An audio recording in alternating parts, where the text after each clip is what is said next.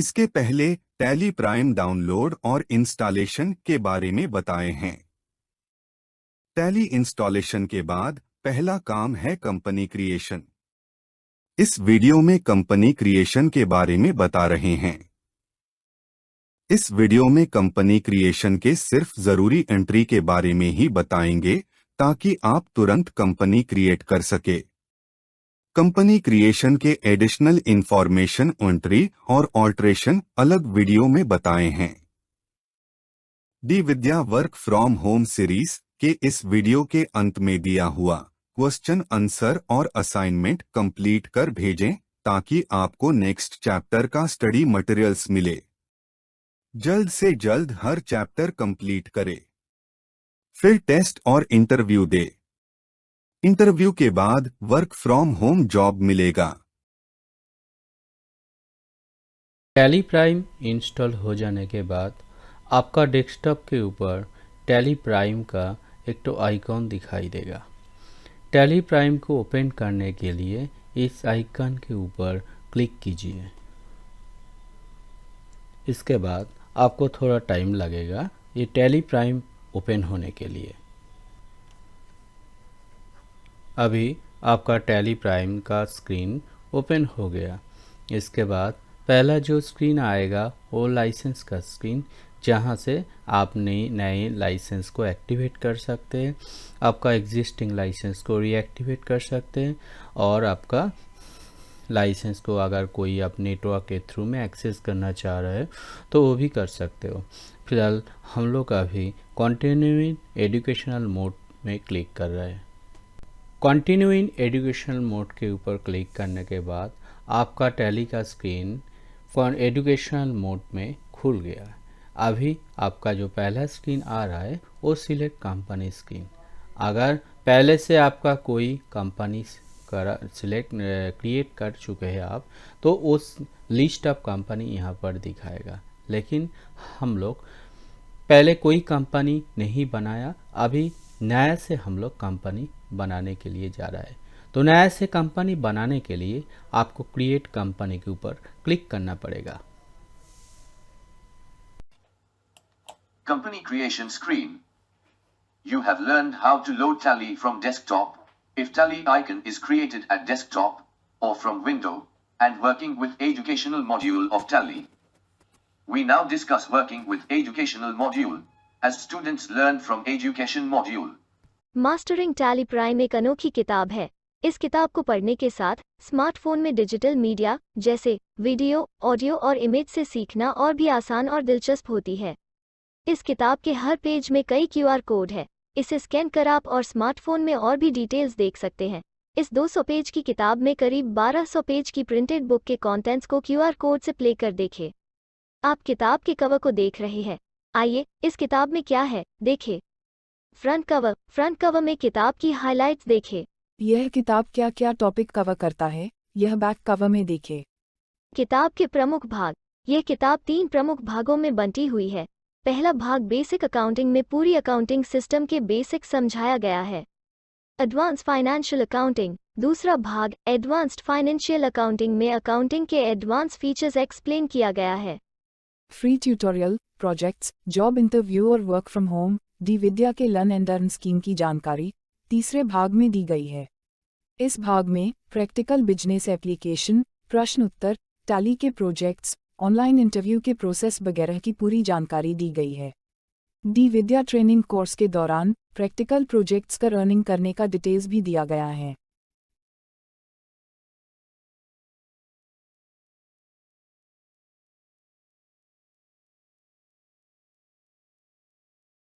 किताब को किस तरह पढ़े? डी विद्या लर्न और अर्न कोर्स के छात्र पहले और दूसरे भाग को पढ़े। इसमें किताब के अलावा वीडियो ट्यूटोरियल के लिंक्स के क्यूआर कोड भी है। फिर तीसरे भाग में बताए गए तरीके से प्रैक्टिकल प्रोजेक्ट्स करे, ऑनलाइन इंटरव्यू दे। सफल उम्मीदवार को डी विद्या से वर्क फ्रॉम होम का ऑफर मिलेगा। डी विद्या लर्न और अर्न स्कीम के सभी संसाधन बिल्कुल निःशुल्क है। टेक्स्ट, ऑडियो और वीडियो सभी एक किताब से। अब इस किताब के हर सेक्शन के डिटेल्स देखें। हर सेक्शन में क्यूआर कोड है जिसे स्कैन कर वेबसाइट में किताब पढ़े। यह किताब देश के हर जगह के बुक स्टॉल में उपलब्ध है। इसके अलावा अमेजन, फ्लिपकार्ट और बीपीबी पब्लिकेशन से ऑनलाइन सिस्टम में भी उपलब्ध है। इस वीडियो में दिखाया गया क्यूआर कोड स्कैन कर स्मार्टफोन, टैबलेट या कंप्यूटर में भी पूरा अध्ययन सामग्री पाएं। कंपनी क्रिएशन स्क्रीन ओपन होने के बाद आपका जो पहला फील्ड दिखेगा वो कंपनी डेटा पाथ है। जो सी ड्राइव डेटा पाथ है वो आपका डिफ़ॉल्ट ड्राइव है। को जब हम लोग इंस्टॉल कर रहे थे तब ये आपका डिफ़ॉल्ट पाथ आ चुका था, तो इसी डिफ़ॉल्ट पाथ को आपको यहाँ पर दिखा रहा है। लेकिन हम लोग कंपनी का डेटा इस डेटा पाथ में नहीं रखेंगे, क्योंकि सी ड्राइव आपका सिस्टम ड्राइव है। कभी भी किसी भी कारण से आपका कंप्यूटर को अगर फॉर्मेट करना होगा तो ये सी ड्राइव में जितना भी डेटा होगा वो लॉस्ट हो जाएगा। तो ये सी ड्राइव डेटा पाथ आपका दो तरीके से सिलेक्ट करा हुआ है। ये डिफ़ॉल्ट डेटा पाथ है। देखिए हम लोग दिखाते हैं आपको जब टैली सॉफ्टवेयर इंस्टॉल कर रहे थे तो आपका सी ड्राइव में आपका सॉफ्टवेयर इंस्टॉल हो रहा था। सी ड्राइव में कहाँ पर हो रहा था? सी ड्राइव में प्रोग्राम फाइल के अंदर आपका टैली प्राइम बोलकर एक तो फोल्डर मिलेगा। टैली प्राइम के अंदर आपका जो सॉफ्टवेयर इंस्टॉल्ड है इसी फोल्डर में आपका डेटा बोलकर कोई फोल्डर नहीं मिलेगा। तो आपका ये इंस्टॉलेशन पाथ है, लेकिन आपका जो डेटा पाथ वो आपका सी ड्राइव में यूज़र बोलकर एक तो फोल्डर होगा, उसके अंदर पब्लिक, उसके अंदर टैली प्राइम, उसके अंदर डेटा बोलकर एक तो फोल्डर। तो यही data path, default data path आपको स्क्रीन में दिखा रहा है। तो अभी हम लोग इस डेटा पाथ को चेंज करने के लिए आपका कंप्यूटर का कीबोर्ड से शिफ्ट टैब दबाइए। शिफ्ट टैब दबाने के बाद आपका कंपनी डेटा पाथ वो फील्ड आपको सिलेक्ट हो जाएगा। इसके बाद आप आपका कंप्यूटर का कीबोर्ड से लेफ्ट राइट एरो की प्रेस करके आपका कर्सर को आगे पीछे कर सकते हैं। उसके साथ साथ आप कंप्यूटर का एंड बटन जो है, एंड बटन दबाने के बाद आपका कंप्यूटर का कर्सर लास्ट में आ जाएगा। देखिए ब्लिंक कर रहा है लास्ट में। अभी जो data path, default data path, आप इसको डिलीट कर दीजिए और यहाँ पर आप आपका जो चूज़ करा हुआ है डेटा पाथ आप खुद देना चाहते हो तो वो डेटा पाथ आप डाल सकते हैं। जैसे हम डाल रहे D:/ बोलकर कोई भी फोल्डर आप बना सकते हैं। लेकिन मैं पहले से एक तो डेटा पाथ ऑलरेडी बना चुका हूँ जो सिलेक्ट फ्रॉम ड्राइव करके हम चूज़ कर रहे हैं। तो हम अभी सिलेक्ट फ्रॉम ड्राइव में क्लिक कर रहे हैं। वहाँ से ई बोलकर एक तो फोल्डर ड्राइव है, ई ड्राइव में मैं टैली डेटा बोलकर एक तो फोल्डर है, उसके अंदर टैली प्राइम डेटा, बस इस पाथ को हम सिलेक्ट कर रहे हैं। अभी इस पाथ में आपका कंपनी का डेटा सेव हो जाएगा। Company data path set up. At the field, company data path, the default data path, as set at the time of installation, is explained in earlier video. For proper data organization in computer, you should change the default company data path and set data path as per your own directory structure. Don't set any data path in Drive C. You must pre-plan data path before creation of any company. Data path planning is elaborately described in separate video, whose link is given at description of this video. Company data field select करने के बाद आपका जो next screen आएगा वो company name field. इस company name field में आपका कंपनी का एक तो वैलिड नाम डालना पड़ेगा। जैसे मैं अभी एक तो कंपनी का नाम डाल रहा हूँ टैली बेसिक फिनेंशियल अकाउंटिंग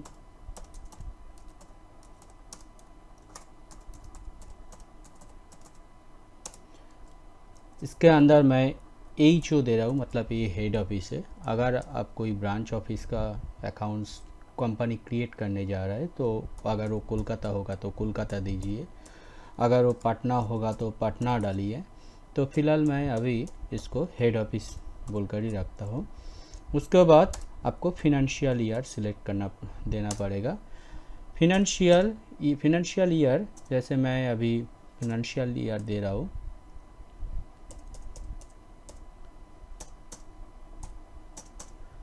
तो ये हेड ऑफिस, ब्रांच ऑफिस और उसके साथ फिनेंशियल ईयर देने के मतलब है जो आप बाद में आपको समझ में आ सकता है, मैं कौन सा ईयर का कंपनी, कौन सा ब्रांच का कंपनी, ये हेड ऑफिस हो और कोई ब्रांच का दूसरा कोई ब्रांच का हो, तो आपको बाद में समझ में आ जाएगा। तो इसी के हिसाब से आपको कंपनी के फिनेंशियल ईयर सिलेक्ट करना पड़ेगा। सोचिए बाद आप अभी करंट ईयर में आप हो, तो अभी पिछले 2 साल का आपका अकाउंट चाहिए, तो आप तुरंत उस पिछले 2 साल का अकाउंट्स आप इसी ऐसे फिनेंशियल ईयर देखकर आप ओपन कर सकते हैं। फिनेंशियल ईयर देने के बाद आपका जो नेक्स्ट फील्ड आएगा मेलिंग नेम फील्ड, जिसमें आपका कंपनी नेम जो दिया हुआ है विथ फिनेंशियल ईयर, एक कंपनी नेम को आपको कैरिड फॉरवर्ड हो जाएगा आपका मेलिंग नेम पे। ये कंपनी नेम और मेलिंग नेम में एक डिफरेंस क्या है? कंपनी नेम देखकर आपको समझ में आ सकता है जो कंपनी का आप कौन सा, जैसे आप जब सिलेक्ट करेंगे कौन सा कंपनी आप सिलेक्ट कर रहा है। लेकिन मेलिंग नेम में क्या है? मेलिंग नेम में आपका लीगल नेम डालना पड़ेगा। कीबोर्ड से कर्सर लेफ़्ट राइट करके आप लेफ़्ट और राइट एरो करके आप लेफ़्ट राइट एरो आगे पीछे कर सकते हैं। उसके छोड़कर भी आपको आप अगर आपका कीबोर्ड का एंड बटन जो है, एंड बटन दबाकर लास्ट में आपका कर्सर आने के बाद आप ये कंपनी का लीगल नेम डालिए। ये होगा आपका कंपनी का लीगल नेम और ऊपर में होगा आपका कंपनी का नेम। इससे द्वारा आप कंपनी को सिलेक्ट कर सकते हैं बाद में जब आप टैली को दोबारा ओपन करेंगे। और ये टैली बेसिक फिनेंशियल अकाउंट जो लीगल नेम है, ये आपका कंपनी कोई भी इनवॉइस, कोई भी वाउचर के ऊपर प्रिंट होते हुए आ जाएगा, तो क्योंकि ये आपका लीगल नेम है। तो कंपनी नेम और कंपनी मेलिंग नेम, ये अभी डिफरेंस, इसका डिफरेंस यही है। Company name entry. At company name field, write the company name, specifying the financial year and branch, if any, at the end of company name, for proper identification of the company. If you type long names, the letters get squeezed into the limited space, causing inconvenience for data entry. This behavior is sarcastically called as tally fit syndrome. We have suggested how to enter and edit long text data in separate video. Company mailing name. The company name data is carried at next field, mailing name. At mailing name field, remove the extra characters of branch name, financial year, etc. Keep the legal name portion only. Company mailing name is printed in external documents, like invoice, receipts, etc. But, company name is printed in internal reports, such as financial statements, like balance sheet, profit and loss account, and in books of accounts and accounts statements. So, the mailing name field should more appropriately be named as company legal name. Company name, company mailing name डालने के बाद आपका जो next field आएगा वो company particulars के अंदर पड़ता है। तो पार्टिकुलर्स के अंदर फर्स्ट फील्ड है आपका एड्रेस फील्ड। ये एड्रेस फील्ड में आप आपका कंपनी का एड्रेस लिख डालिए, जैसे मैं डाल रहा हूँ।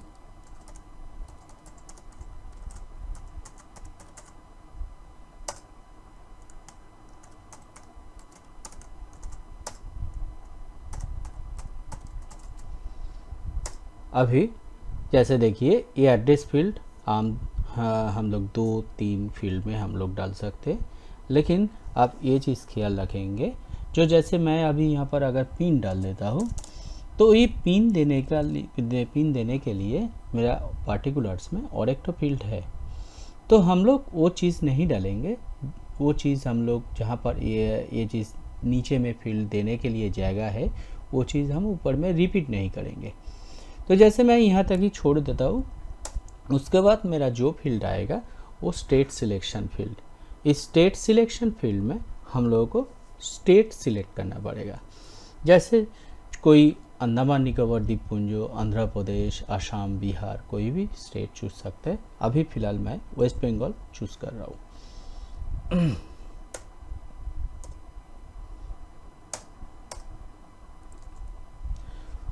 मैं लक्षद्वीप भी सिलेक्ट कर सकता हूँ, फिलहाल मैं वेस्ट बंगाल सिलेक्ट कर रहा हूँ।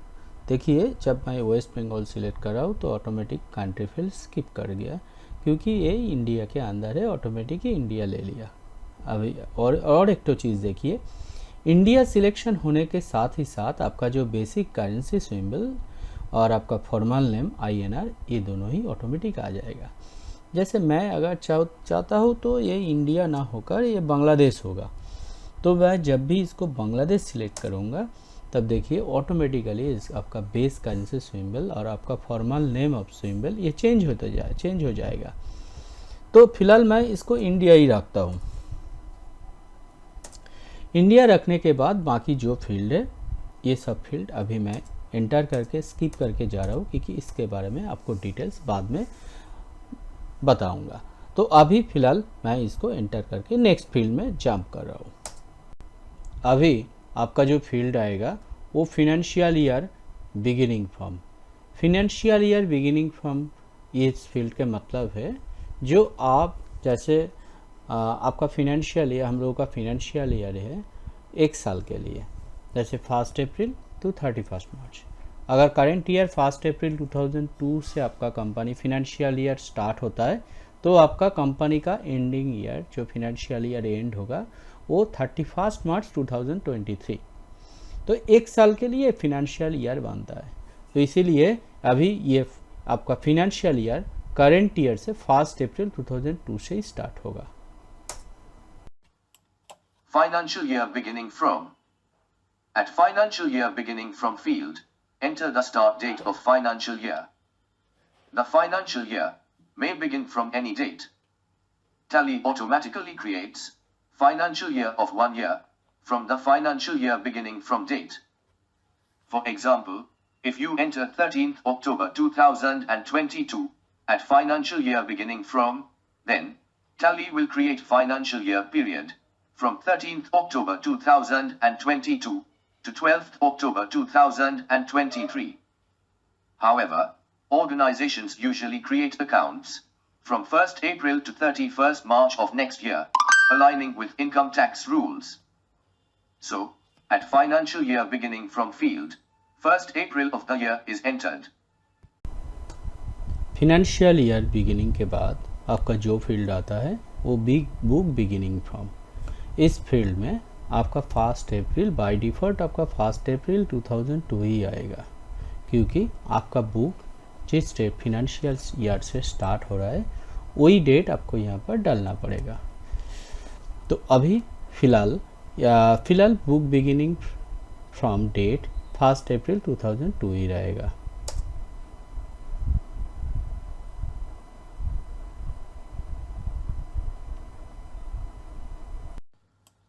Books beginning from. The date entered at financial year beginning from is auto-carried at the next field, books beginning from. In the first year, on creation of company, if you start accounts in Tally from the very beginning of the financial year, then the date at books beginning from will remain same as financial year beginning from. But, if you start working in Tally from middle of the year, say 1st August, then enter the books beginning from date as 1st August. In that case, you will not enter voucher data for the period from 1st April, that is, financial year beginning from, to 31st July, that is, date prior to books beginning date. Consequently, you will get accounting reports for the period from 1st August to 31st March only from Tally. The accounts for the starting period 1st April to 31st July would have to be maintained manually or in some other system. More details about starting accounts from financial year mid-period are explained in appropriate place. Company financial year from और book beginning from ये दोनों डालने के बाद आपको data को enter करके save करना पड़ेगा। जैसे एंटर करके जाइए, अभी आपका राइट साइड कॉर्नर में एक्सेप्ट फॉर येस, मतलब आपका ये मास्टर जो डेटा आप बनाए हैं ये सेव हो जाएगा। अगर नो करेंगे तो ये सेव नहीं होगा। तो सेव करने के लिए आप येस दबाइए। कंपनी मास्टर डेटा सेव करने के बाद आपका कंपनी क्रिएटेड सक्सेसफुली जो एक तो स्क्रीन आएगा, उसी स्क्रीन में कुछ फीचर्स को आपको येस नो करके इनेबल डिसेबल करना पड़ेगा। उसी के अंदर हम लोग पहले मेंटेन अकाउंट बोलकर जो फील्ड है उसको येस करके बाकी जो सब फील्ड है उसको हम नो करके जा रहे हैं, क्योंकि इसके बारे में बाद में आपको डिटेल्स में समझाएंगे। इसके बाद आपको ये जो स्क्रीन है, ये जो मास्टर डेटा का फीचर्स का स्क्रीन है, इसको सेव करने के लिए येस फॉर एक्सेप्ट के ऊपर क्लिक करना पड़ेगा। इस गेटवे ऑफ टैली से आप नए कंपनी दोबारा बना सकते हैं। जैसे आपका और एक ठो कोई कंपनी बनाना है तो डायरेक्ट आप एक कंपनी क्रिएशन का जो मेनू है, कंपनी मेनू, यहाँ से आप कंपनी क्रिएशन के क्रिएट के ऊपर क्लिक करने से दोबारा कंपनी क्रिएशन स्क्रीन खुल जाएगा। और नहीं तो आप अपना कीबोर्ड, कंप्यूटर का कीबोर्ड से अगर ऑल्ट की दबाते हैं, जैसे यहाँ पर के नीचे में सिंगल अंडरलाइन है, मतलब आपको ऑल्ट के दबाना पड़ेगा। अगर इसके नीचे में डबल अंडरलाइन होता तो आपको कंट्रोल के दबाना पड़ रहा था। तो अभी फ़िलहाल ये आपका के नीचे में सिंगल अंडरलाइन दिया हुआ है, तो आपको ऑल्ट के अपना कंप्यूटर का कीबोर्ड से ऑल्ट के दबाने से आपको कंप्यूटर क्रिएशन, कंपनी क्रिएशन का मेनू दो बार मिल जाएगा। यहाँ पर अगर आप फिर से क्रिएट करेंगे तो आपका कंपनी क्रिएशन का स्क्रीन फिर से मिल जाएगा, जहाँ से आपका वो सिलेक्टेड डेटा बाद दिखाएगा, वहाँ से आप नए से कंपनी क्रिएट कर सकते हैं। Read the questions carefully. Record your answer in smartphone camera in selfie mode and email. Create separate video for answer to each question. Send the video files in email attachment.